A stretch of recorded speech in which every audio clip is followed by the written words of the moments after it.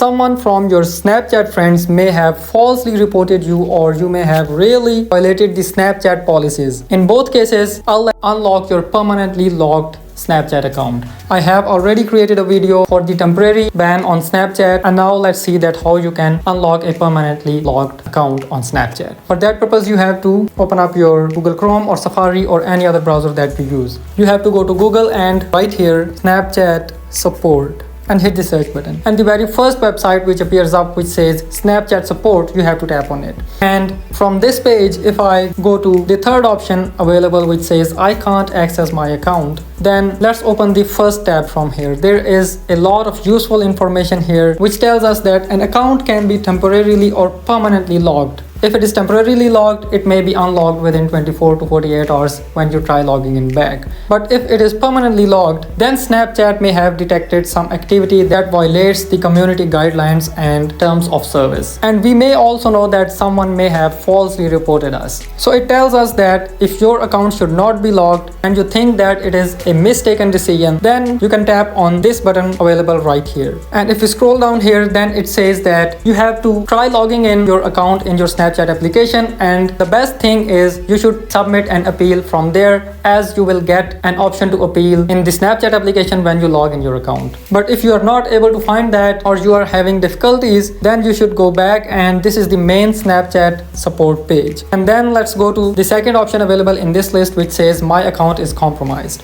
And after scrolling down here, you have to type in the username of your Snapchat account which has been blocked, and after that you have to type in the email address. This should be email address which Snapchat team can use to contact you. And after that you have to provide the phone number which was associated with your Snapchat account. And this is the very important thing here. You have to write exactly the same thing I'm writing. So just follow my footsteps.